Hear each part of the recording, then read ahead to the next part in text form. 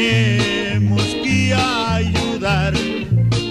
Sean las 10 o sean las 11, vamos todos por igual.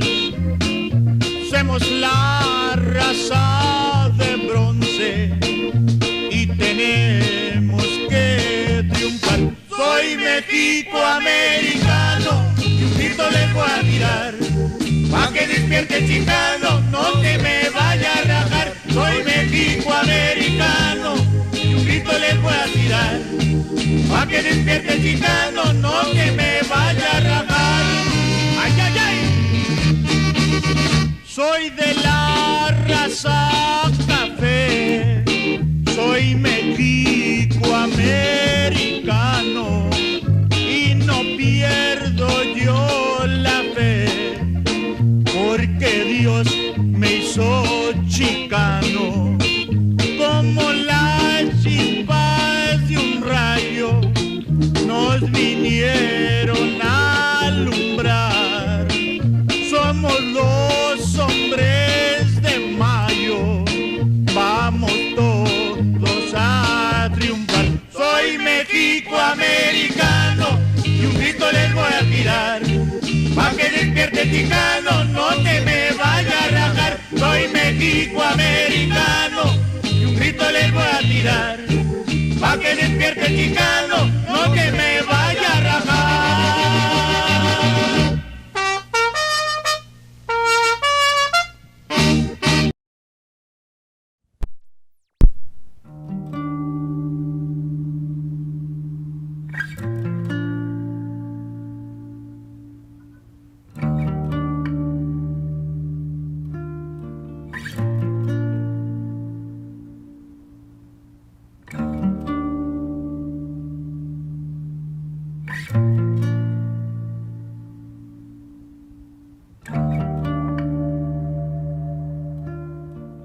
Uvalde at that time didn't have a single Mexicano representative at any level, not a one, and everything we wanted or needed, we had to go to the Anglo.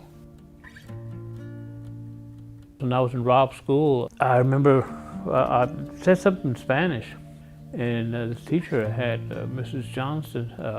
She called me and said, "Hey, come here, boy." And I said, "Hey," went up there. She grabbed me by the ear and she took me up to the wall, and she drew on the building, the wall of the building there, and she drew a circle there, and she told me to put my nose on that circle, and she put it as punishment because I was speaking Spanish. Then one day we go to school and they're saying, we're gonna have a walkout, and we're all walking out at, I don't know what time it was, 10 o'clock. They're all gonna get up and leave. Hasta aquí. This is it, We're not gonna be second-class citizens anymore. We have rights. This is the time to begin to take some action to make a difference for ourselves. We were hopeful that we could turn them around, that if we told them that we were parents, we weren't troublemakers, we weren't revolutionaries, we were just parents wanting the best for our children.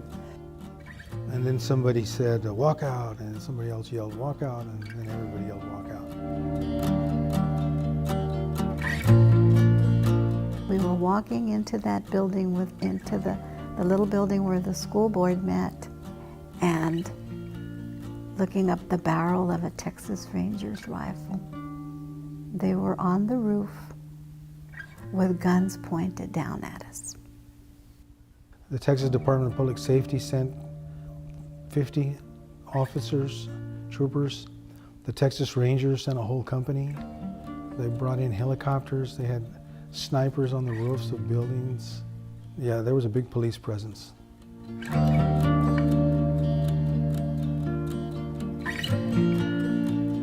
There was a price to be paid by some of us. I couldn't get a job in Uvalde. And we weren't asking for anything radical. We wanted more Hispanic teachers, more Hispanic administrators.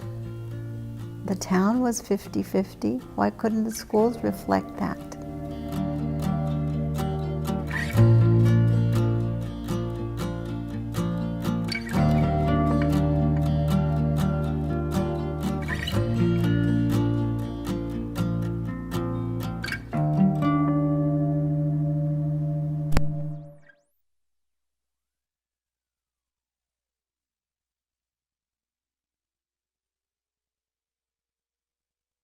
activists in East Austin were starting to organize, especially to begin to identify Mexican-American candidates who would represent East Austin in local politics. The political activity, by the way, led to some of those folks then becoming very active in the Raza Unida party that Jose Angel Gutierrez and others were starting around the state of Texas. But there was local Raza Unida participation in that too. So then, I'm no longer working to organize Mayo chapters. Now we got to govern. So we create the Raza Unida Party, January 10th, 1970. We wanted to use these campaigns for state office as a way to promote change or improved representation of Mexican Americans in the Democratic Party. The enthusiasm that came forth out of that was primarily out of the gubernatorial campaign. Ramsey Muniz was the candidate, and the charisma that he possessed. Everywhere we go, a donde vamos, our people are awakening and their eyes are opening. The Raza Unida Party was something that gave people a lot of hope, and it educated a lot of people of their rights to vote and the importance of voting and how people who cared about community and who looked like us could actually get into political power and make changes. The split between those that went to Democrats and Raza Unida, we were friendly, but we didn't think the same. We had two different points of view politically. And two, it was all men. Margaret Gomez was really one of the few, to run, but most of them were men. In Raza Unida, you'd look at any platform and it would be at least half women, and in some cases more women. We all are walking toward the same goal. It's just different paths, and sometimes we do differ. Sometimes we run against each other. The Democratic Party started reacting to what we were doing and, like I say, opening up more, which attracted more Raza. Our people wanted to have a feeling of belonging, and if that acceptance was there, they were going to be part of that. To this day, I still consider myself Raza Unida, and even though I might vote Democrat, in my heart, I'm still Raza Unida. The party didn't do very well in the 78 elections. They were very impressive with their voting results in 72 and 74, but not in 78. It dissolved also because of very serious attempts to undermine the party. These attempts involved law enforcement officials who brought drug charges against some of our candidates. Some of those cases may have been justified. In some cases, the charges were not. So it dissolved.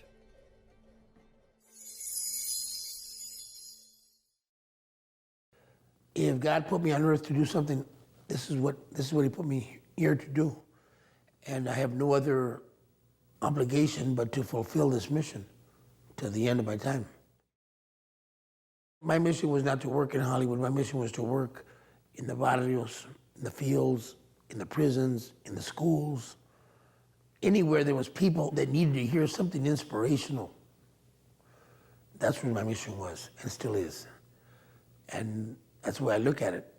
It's been a mission, it continues to be a mission, and I'm still on duty, as you say, still on duty.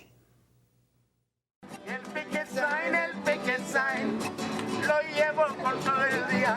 El picket sign, conmigo toda la vida. Huelga. Chunky still plays these inspirational songs from the civil rights movement, but he finds a way to make them relevant to current struggles.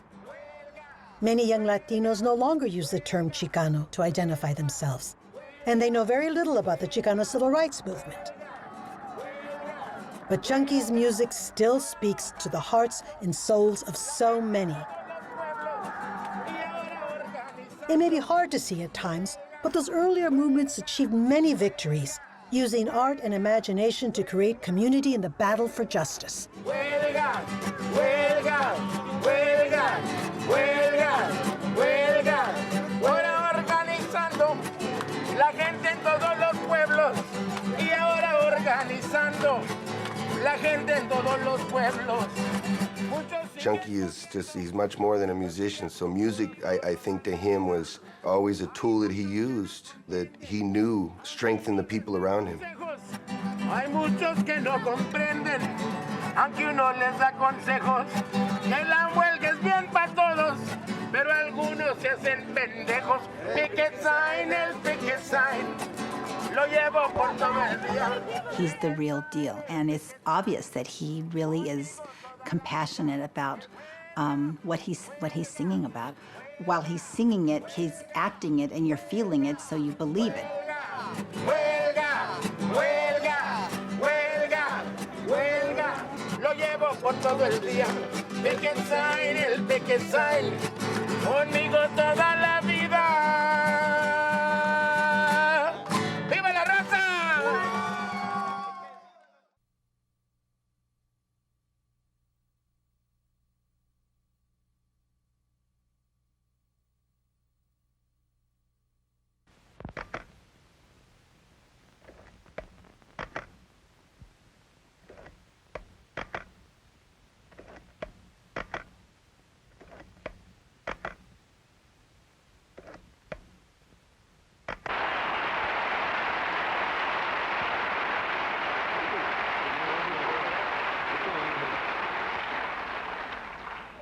Cristal comenzó este partido sin sueños de este día, sin visiones de tanta gente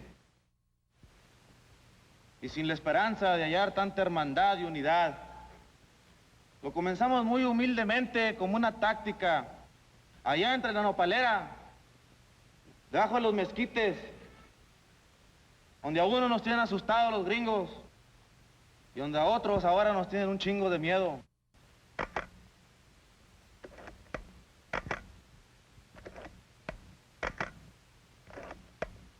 The Chicano movement, some years ago, was considered an impossible dream. La Raza Unida was considered an impossible dream. And this is a historic day for everyone that's here.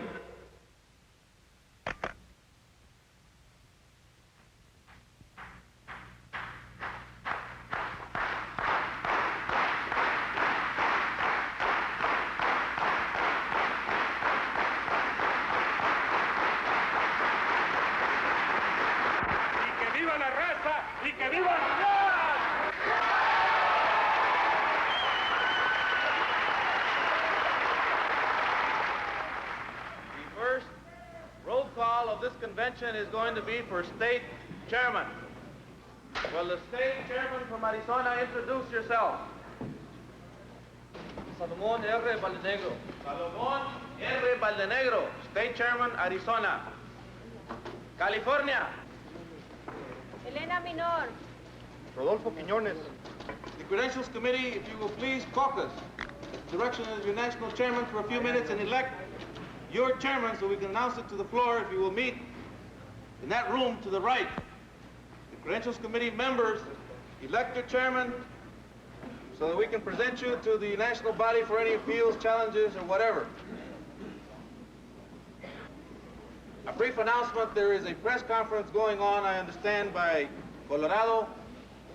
If anyone wishes to join it, it's over here toward the left somewhere. I also had a report that Colorado is wearing the black armbands in mourning for Ricardo Falcón as a symbol. I'm Francisco Martinez, and I'm an attorney on one of the teams that have been investigating this matter. At this time, we have conducted a preliminary examination. We do have several matters that we would like to relate to the public at this time. I believe everyone has focused upon this event at Oro Grande. As far as our investigation shows, it's a small town. There was, when the incident happened, the authorities failed to act or cooperate in any manner with our people. As the facts as we understand them is that there was a caravan of a couple cars from Colorado coming to the convention. The car in which Mr. Falcón was riding was overheating. Now, when they arrived at the Chevron station, they drove in to cool the radiator off. The owner, Mr. Brunson, got very angry at this, and supposedly there were words between several of the occupants, or at least one of the occupants of the car, and Mr. Brunson. We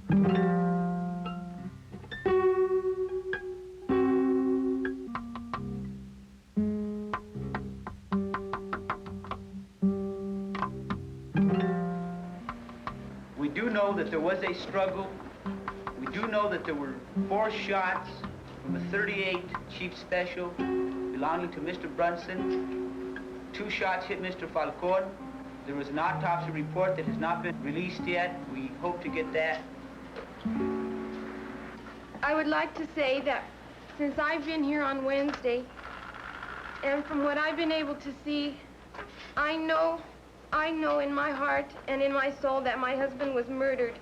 The town of Oro Grande and Alamogordo helped Mr. Brunson in every way they could with the murder because no attempt of any sort of help was given to my husband. Yesterday we went, as you heard, we went to Alamogordo and we talked to the district attorney. He implied that I should not ask him any questions about the incident because I did not know the law of the state of New Mexico. I did not have any right to question him about my husband. He was murdered in Alamogordo over water. And how do I explain this to my son? And if we must die, let us die as Ricardo did. Let us die fighting in the barrios, in the jails, in the fields, in the streets, for our raza. Señores y señoras, estimados carnales delegados, permítanme el gran placer, la honra de introducirles al señor Reyes López Tijerina.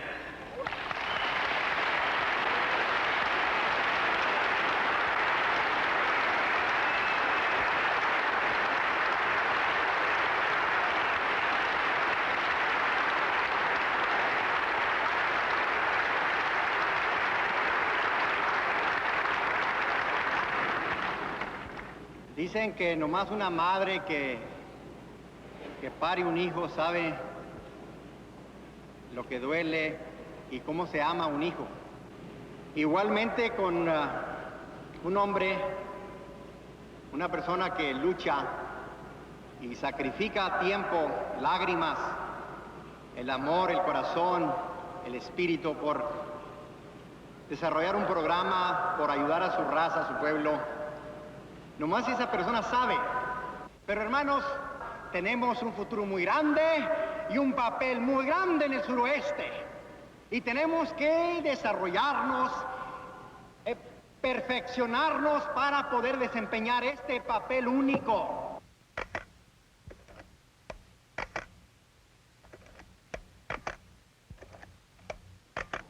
Yeah, you know, one of the things that Reyes talks about a bit, and it was brought up también today, was the whole thing about the relationship of the Partido with America Latina.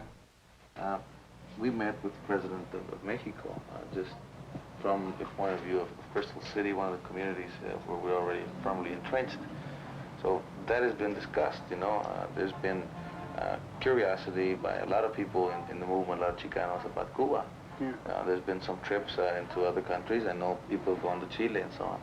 And there's a lot of cultural exchanges taking place and educational conferences and this sort of thing. So we must come to grips with that. But, you know, I think overall, and I think we all agree that it's a priority because they're brothers, you know, it's raza. But we must have our own nation here, you know. We've got to organize our own backyards before we go try to organize anybody else's backyards. So how do you make, like say coalitions, you know? I think we all understand the need for coalitions. Well, or let me give you an strength. example about a coalition that, you know, that occurred just here recently about 2 weeks ago. Dr. Ralph Abernathy and the wife of Martin Luther King, they came down and they gave us the endorsement down here in the state of Texas. Now, when I spoke about it first, and when we talked about a black and a brown coalition, even on a statewide basis, our own people didn't understand. They said, yeah, I mean, you know, they would say the blacks are getting everything. Well, they're not getting anything. They're not getting as much as what we are. But see, we're having to even go at that stage. I mean, we're even trying to tell them that we both have a common problem and that we're being oppressed. We're going through a whole re-educational process and to trying to even understand each other. I mean, we're at this stage. I believe that we're at a stage right now to where we're finding out, a lot of people are finding out, okay, I'm a Chicano, and I'm a Mexicano. Now, what the hell do I do? Entonces, everywhere we go, a donde vamos, our people are awakening, and their eyes are opening. And the most beautiful thing I see tonight is this youngsters right here holding the flag. This is Viva la Raza Unida. And now, somebody tells me, when they say, do you think you're going to win? Les digo, I've already won. Look at this right here. We've already won. We can't lose. There's no way we can lose. There's no way. And I'm not saying that we're not going to disagree, because we are. Y vamos a alegar, vamos a hablar de muchas otras cosas que no todos mismos vamos a pensarla. But let's keep one thing in mind. Keep one thing in mind. Don't let the Democratic Party and don't let the Republican Party know that we're fighting. If we're going to do any fighting, let's do it in the closet. Let's do it in the gym, somewhere where nobody can see us. And when we come out like this together. Ramsey's been avoiding the issue for a while until now we couldn't avoid it anymore. They said, what are you going to do on November 7th? You know, what about McGovern? Because obviously, you know, we got to be for a Democrat. So Ramsey says, well, when McGovern endorses me, you know, I might consider endorsing him. Now we know that's not going to happen. So our people have to learn by example, see? But otherwise, with intellectual papers and professors and analyzing and charts, it ain't going to cut it. But that little simple thing, and now we're asking, endorse a Mexican. How liberal are you, McGovern? How liberal are you, white liberal, you know? Will you vote for a Mexican? All of our white liberal friends, I mean, very close, they were going to support us, they were going to vote for us, but they weren't going to tell anybody else. They will tell you, look, I really like you, I'm going to give you some money under the table, but don't tell anybody. I mean, you know, I'm for Raza and all that, the Mexican Americans and all kind of programs. I'm for school programs, loans, and all that. I don't need letters. And we don't need letters, you know. But then, after we came out with the statement, they would call and tell, what the hell are you trying to do? I mean, are you trying to kill us? I mean, what are you trying to do? I mean, trying to ruin us or what? Here's the only chance that you ever had. I said, well, this is the only chance that we have. Now, as we go into the resolution and strategies, our state platform has to do with an independent party. Those resolutions or those motions made to not endorse any other candidate from another party is something that we committed ourselves to in Greeley at our state convention. Because we're here as a La Raza Unida independent party. We say that we want gun control. That means que estamos controlando a ellos. For it? Do you want to take a vote against the NRA and for gun control? Rollback of crisis and taxes and the closure of tax loopholes for monopoly corporations. Okay. All in favor, raise your hand. Opposed? The Texas delegation that is going on record as, at that time it was withdrawal June 72, total withdrawal June 72. However, since the deadline is passed, I think that now implies immediate withdrawal. Is everybody in accord with that? Yes. The Texas delegation goes on record as supporting immediate withdrawal, total involvement in Vietnam. Okay, land. Honor original Mexican and Spanish land grants. Cease taxation of the land.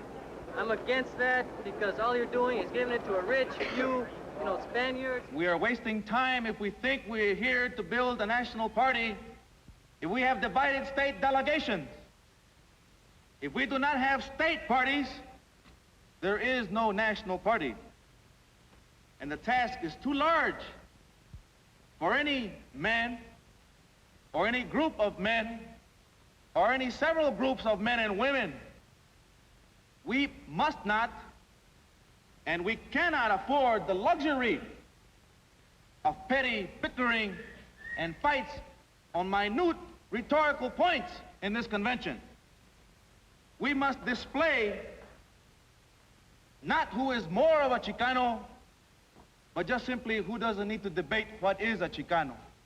So that we don't have to just re-educate and talk about awareness among the barrio, but also among the universities. And I'm just among guys. I mean, don't you see that, Jose? I mean, we're talking about. Yeah, what about the old-time, you know, politicos too, all the mapas and lulacs and everything? I mean, isn't there an awful big strength of people there that potentially can be with La Raza Unida? We've got three different groups of people coming to this convention, and there's three different groups of people out there, you know, that we call our constituency. Those whose political awareness is at the level that they got to vote for somebody, okay? Regardless. Those whose level is either because they're too aware or because they're not aware enough, who don't care to vote, you know?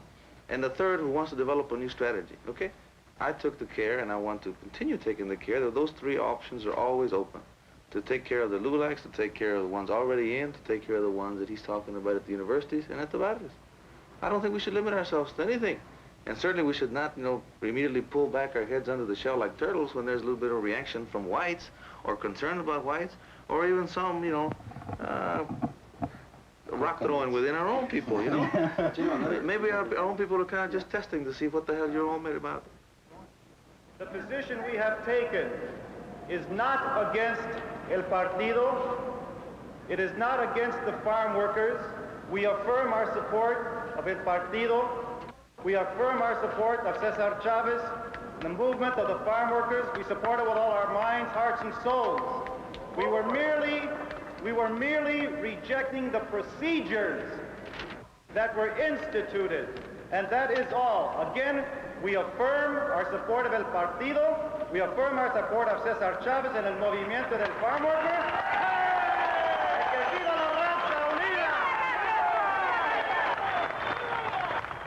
People are kind of puzzled about, you know, Raza Unida, you know, the white liberals and the others. And I think, frankly, it has to do with the fact that they want us to come into the back door first, like the blacks did way back in the Reconstruction days. What they fail to see is that because of the racist institutions in this country, we have suffered in many ways more profoundly than the blacks have, because we never have had that back door. Because even blacks as slaves had the back door to the system. And now all of a sudden we come around with Partido, and the politicos, they say, sit back, wait a minute, man. On top of that, our own people, you know, in the movement are having difficulties. Because, you know, we're such a regional stage, you know, that we've got to be very sensitive to consequences elsewhere. I'm sure that, you know, Corky is held accountable for some of the things we say, and has to justify some of the things we say, you know? And this is why we've got to understand that we're always being pitted and divided, you know?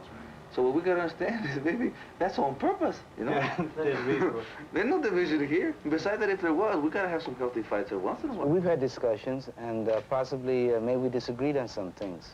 This is our family. La familia can have their differences. We have to create a unified direction and philosophy.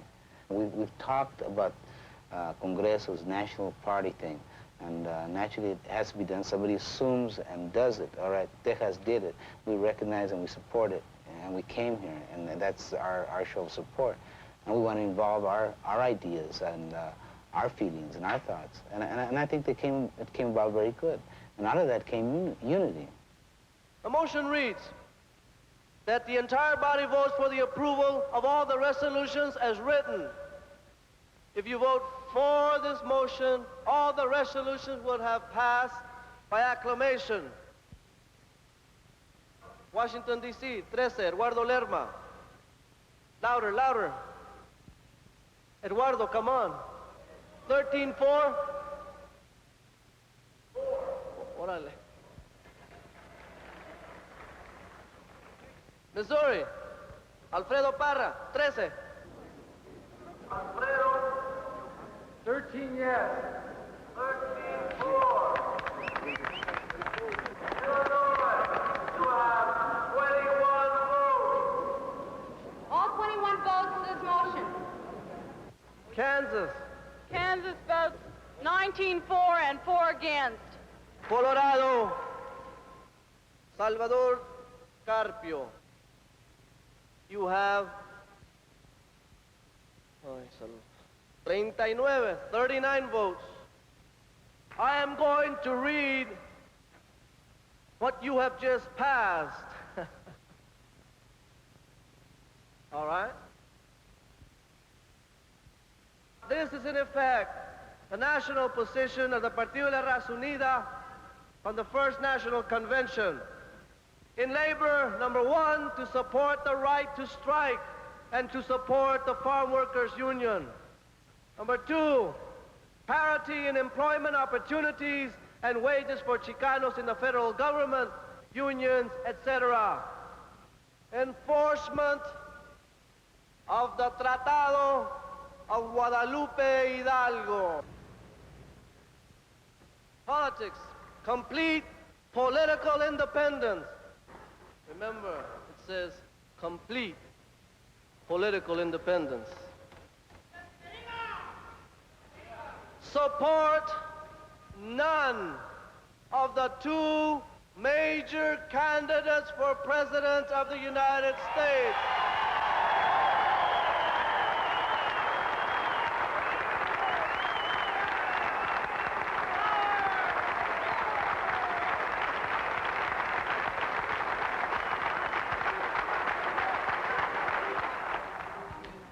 There has been a problem in some states. They had to get themselves together on certain issues, and naturally that takes place in any family. Yeah. And we felt that we were able to go ahead with more constructive thought because we'd already done it in Colorado, and we had no divisionism at all. We had been working for the last 2 years of building our state parties, and word came out we're having a national convention. Everybody said, yeah, you know. And it's Labor Day holiday. They treated it as it was going to be a holiday. And pretty soon it was here. So everybody latched onto it, you know, so quickly and with such imagination that everybody's not waiting on anyone. You know, we're just moving forward. There are two candidates for the chairmanship of the Congreso, Rodolfo Corky González and José Ángel Gutiérrez. Señor Presidente, la delegación de Texas votando 64 votos a favor de José Ángel Gutiérrez con un abstention. Texas, 64 votes for José Ángel Gutiérrez, 1 abstention. California, you have 66 votes. California cast 17.5 votes for José Ángel Gutiérrez, 48.5 votes for Rodolfo Corky González.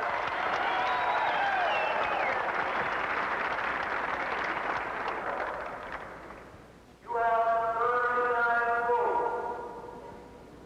Mr. Chairman, there is nothing I can add to what our leader of the Partido in Colorado already mentioned. But in behalf of the Colorado delegation and the memory of Ricardo Falcón, Colorado casts 39 votes for Rodolfo Corky González.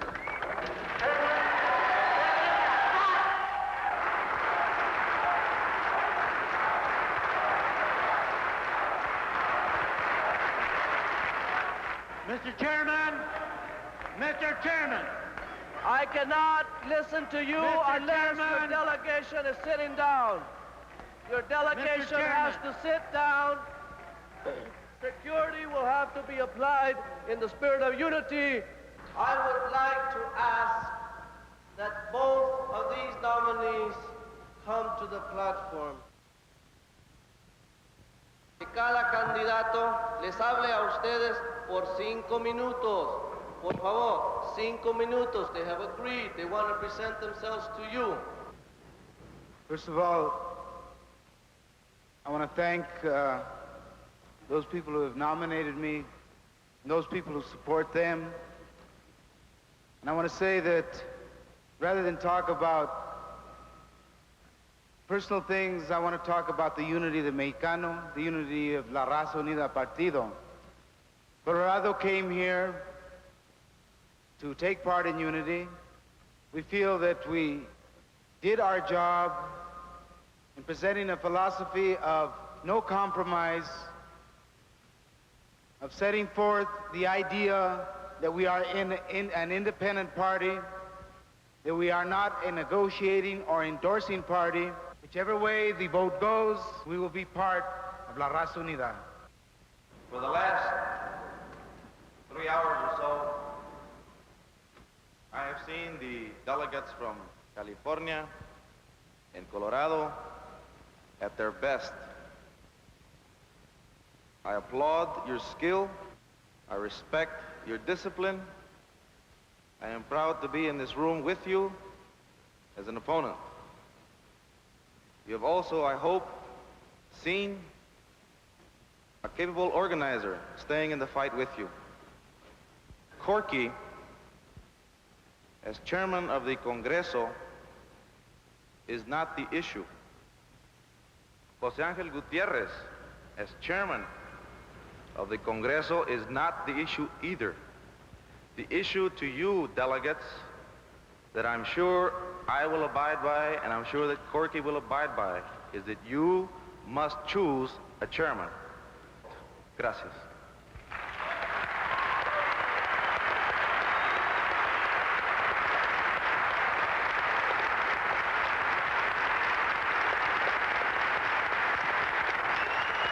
Will you give us a few moments?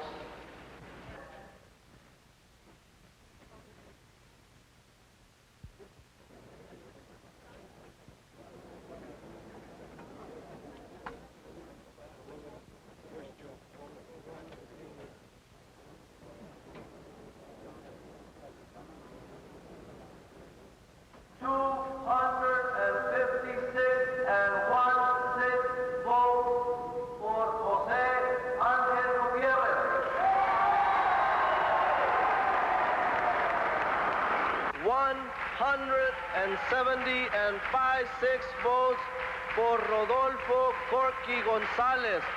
1 abstention. 13 no votes. You have a chairman. Jose Angel Gutierrez is your new chairman.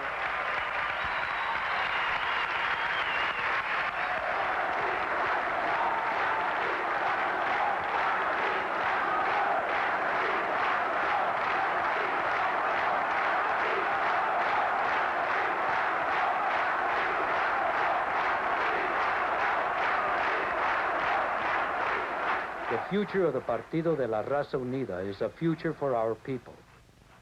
And perhaps we are together learning yet another lesson. Nothing can withstand the force of an idea whose time has come.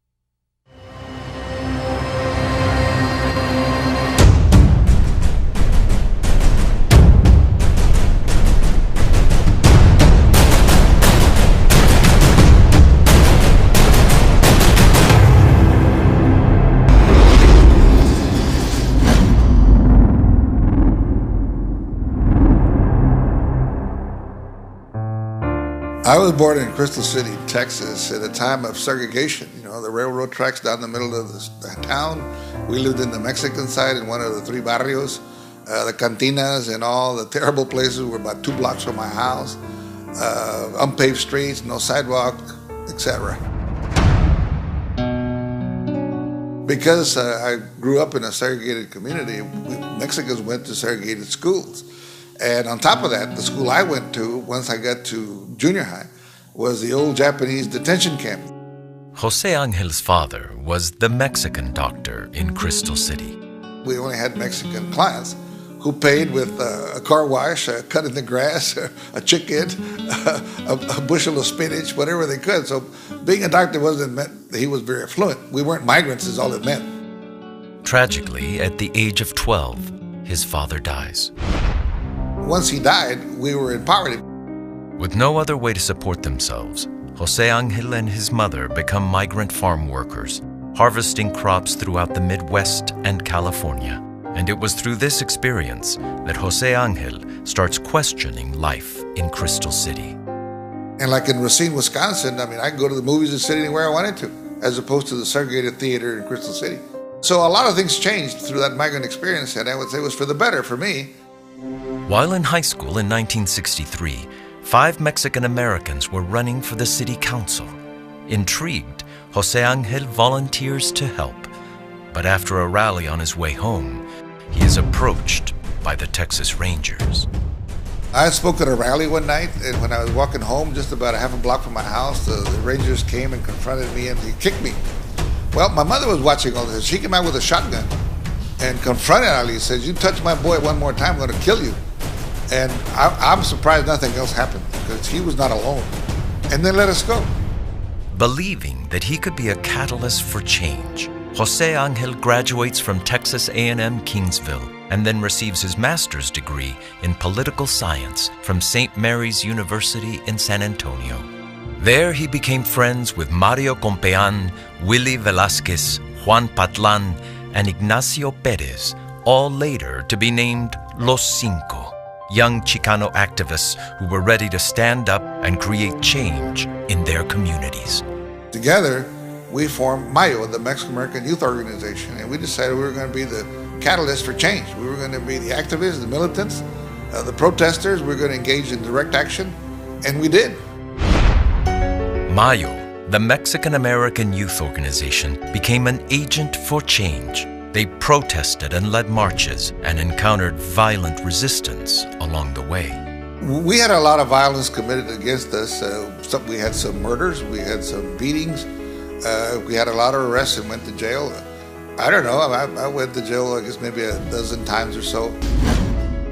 Never before had an organization taken on such fierce confrontation at all levels for social justice. When we went down to fight for the farm workers in the valley in South Texas, we would confront the Rangers face to face and say, "Why don't you beat us? Why don't you kill us like you're doing farm workers?"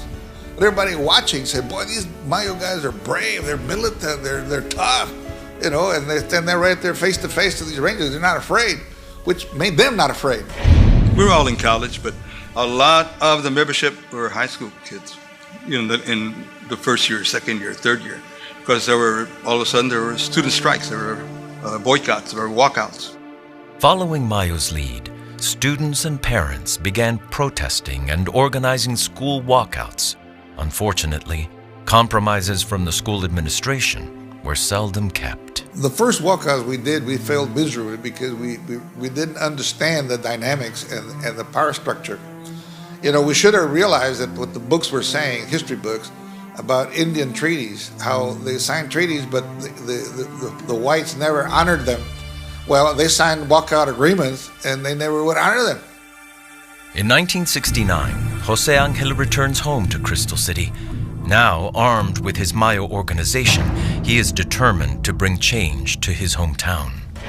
At Crystal City High School, Mexican students began questioning their school administration's policies, and talks of a walkout began. Severita Lara, a junior, organizes the Mexican students to discuss their grievances. Everybody started talking about other issues. The way we were treated in the schools, and we didn't have a Mexican-American counselor. The counselor always didn't want us. They always told us that we're not going to college. You're not college material. The ultimate goal of the school walkouts was to end the oppression that we felt in those buildings, to end the push-outs. We're not dropouts. We don't drop out of school. We're pushed out of school. And the being made inferior by the teachers, by the textbooks, by the curriculum, the food, the whole atmosphere. It was just anti-Mexican. We want to stop all that. On December 9th, 1969, with the help of Jose Angel and Mayo, 500 high school students staged a walkout. More students joined each day, until more than 2,000 students were walking the picket line. While the kids were in walkout, not only were we teaching them what they were missing out in school, but we also were sending them out to go register voters. Because of the voter registration effort of the students during the walkout, the community came out in force and elects a new school board. Jose Angel is appointed president. We knew then that we had to replace the school board. If we replaced the school board, we could replace the superintendent, the principal, the teachers, the curriculum, and so on. Jose Angel quickly moved to hire new Mexican teachers and to change the high school curriculum. We implemented a bilingual, bicultural, biliterate program, B3, bilingual, bicultural, biliterate, from pre-K to 12. This was revolutionary, that we were going to graduate kids speaking Spanish and English. Jose Angel's efforts would pay off. as more Mexican students in the following years graduated high school and attended college, including Severita Lara. He wanted us to have an opportunity to have a college education. And he made it very clear, all of you are going to go to college. Change at all levels came to Crystal City. We took over the city, and the same thing there. We replaced all the personnel with Mexicans. The police chief became Mexican, the fire chief, the tax collector, the budget officer, et cetera, city manager, and on down the line. And Jose Angel knew that we had to change the whole political environment. It wasn't only employment. It wasn't only education. We had to change the top, who were the ones who were making policy against us. Jose Angel's political strategy had worked, and from it materialized his idea of forming a third political party. With the Mayo leadership, he created the Raza Unida Party. We had hoped that we could create a world in which there was more opportunities. And that's what Raza Unida was about, entering into that mainstream of being able to craft a better world. We ran 16 candidates the very first time and won 15 races. In 1974, under the Raza Unida Party, Jose Angel is elected county judge in Zavala County. Hi, Jose Angel Gutierrez. Hi, Jose Angel Gutierrez. The day I was inaugurated as county judge, there was a guy that was arrested with a deer rifle, a 30-06, with a scope, aiming straight at where I was supposed to be inaugurated. It was going to shoot me, but they caught him. Over the following years, Jose Angel is able to secure $13 million in scholarships from the government of Mexico. He called his program Becas para Aztlán. So we graduated well over 100 some odd medical doctors and about 20, 30 PhDs. Jose Angel is responsible for creating countless organizations that serve the community and also brought a much-needed free clinic to Crystal City, El Centro de Salud. By the late 70s, the Raza Unida Party had grown in popularity and expanded to 17 states. But now, the Democratic Party was challenging their candidates' petitions to keep them off the ballots. And with little financial support, there was no remedy. You got to realize there's no way here. Okay? You had to go back into the Democratic Party and take it from within, which is what happened. We became known as the baddies, born-again Democrats. What the Raza Unida Party accomplished in bringing Mexican Americans, men and women, to the political arena, nobody can deny.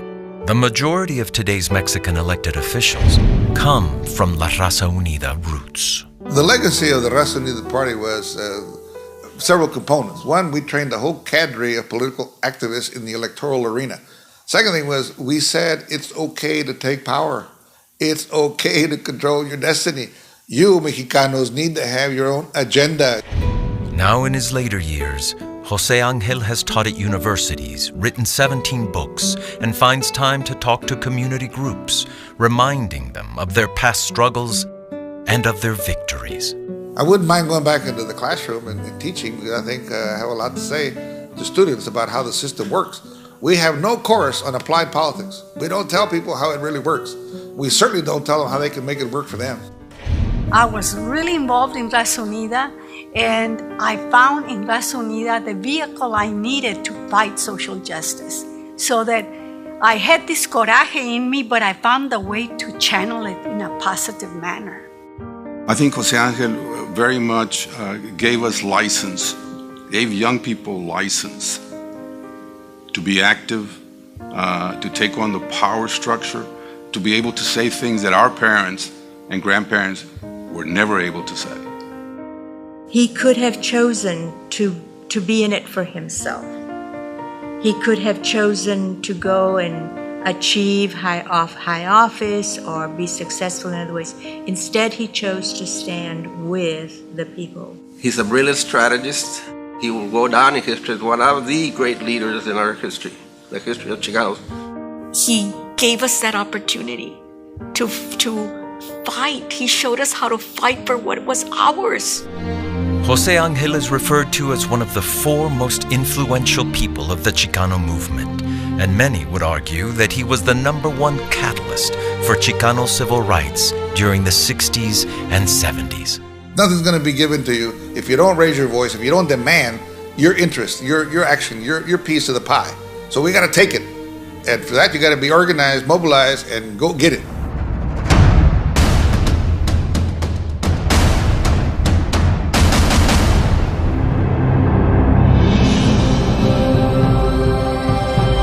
On behalf of the Board of Directors and the staff of the United States Leadership Institute, we salute you.